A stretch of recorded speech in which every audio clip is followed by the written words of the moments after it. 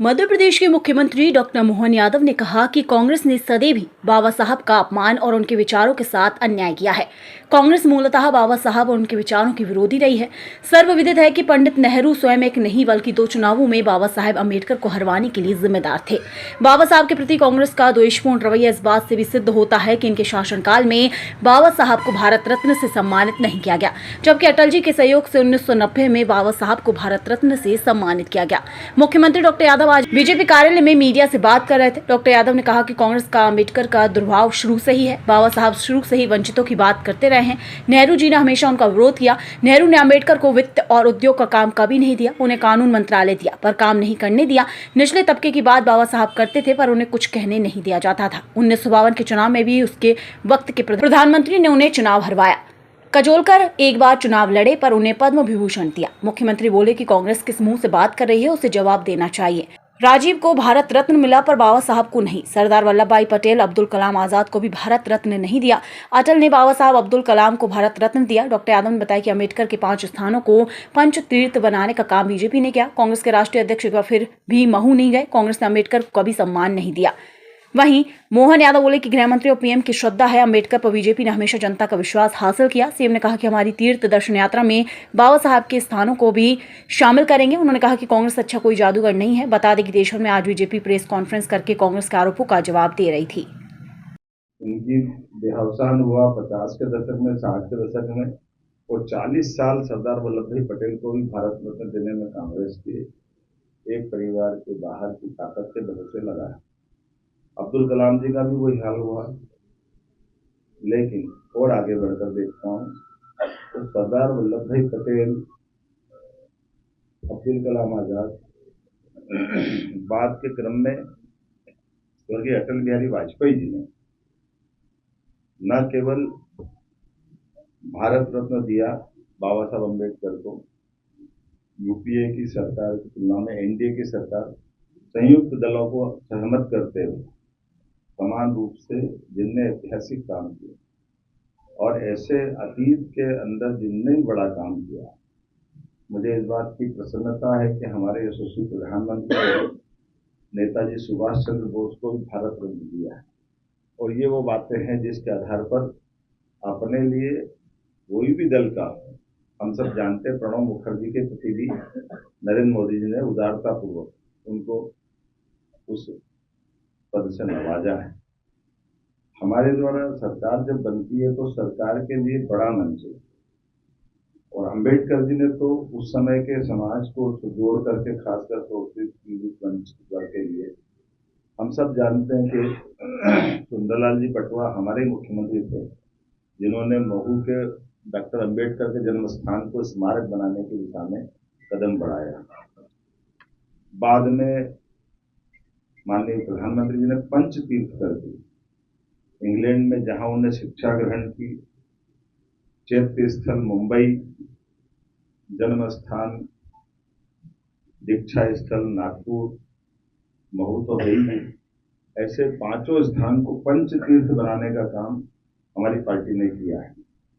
और इसके पीछे भाव ये है, आप कभी इस तरह से भी देख सकते हैं, अम्बेडकर जी की बात कर रहे हैं तो अम्बेडकर जी को लेकर के देश भर में जयंती मनाई जाती है या पुण्यतिथि मनाई जाती है। एक बार भी जयंती या पुण्यतिथि पे कभी महू आने का काम कांग्रेस के राष्ट्रीय अध्यक्ष ने नहीं किया है। मध्य प्रदेश से एक बार यात्रा गुजर रही थी, तब जरूर महू रुके। अगर आप उनके तीर्थ पे जाने के भाव नहीं रखते तो आपकी श्रद्धा कैसी है? इसीलिए मेरा इतना ही निवेदन है, उससे आगे बढ़कर भी जब भी सरकारें रही तो इनके परिवारों के नाम पर योजनाएं बनाई, स्मारक बनाए, भवन बनाई, जाने क्या क्या बनाए, लेकिन कोई एक भी स्कीम या एक भी स्मारक कांग्रेस के द्वारा अम्बेडकर जी से कहीं उनको कोई सम्मान देने का काम नहीं किया। अब अपने चुनावी समीकरण के आधार पर, जैसे कांग्रेस हमेशा अतीत में इसी प्रकार के सबूते चला करके बात अपने ढंग से अपना वोट बैंक तलाशने का प्रयास कर रही है। देश की जनता समझदार है, देश की जनता को बेवकूफ नहीं बनाया जा सकता।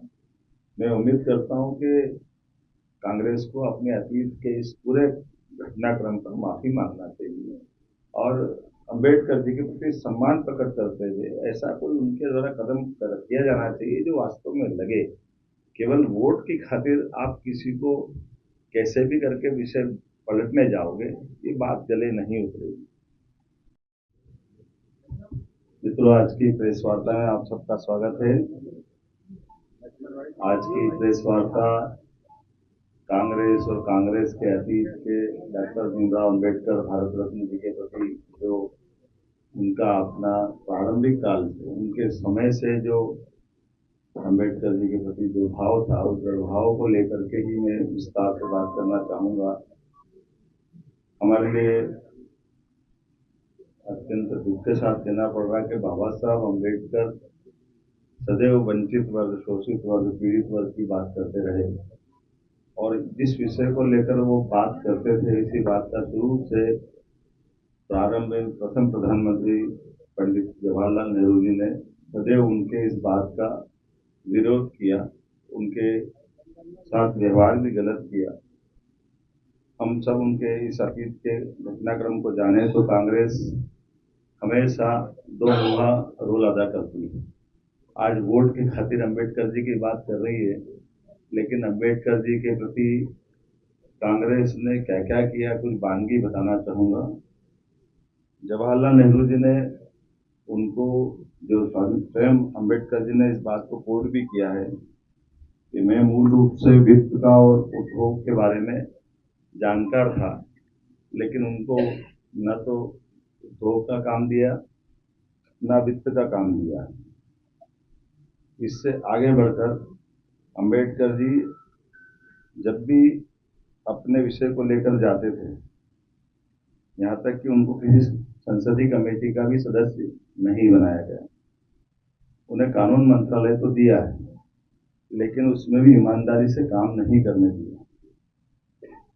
हिंदू कोड बिल जब भी उनने बात करने की बात कही तो उनके स्वयं के शब्दों में जो उनने लिख करके भी दिया है, उन्होंने अपने कहा कि उसमें केवल धर्म विशेष के मुस्लिम बंधुओं की बात करते थे, हिंदुओं की, एससी की, एसटी की, जो वो विस्तार से उनके हक की बात करना चाहते थे, कांग्रेस ने उसको तवज्जो नहीं दी, जो उन्होंने अपनी पुस्तक में भी कोट किया है कि ये केवल एक ही वर्ग को संतुष्टि करने से बात नहीं बनेगी।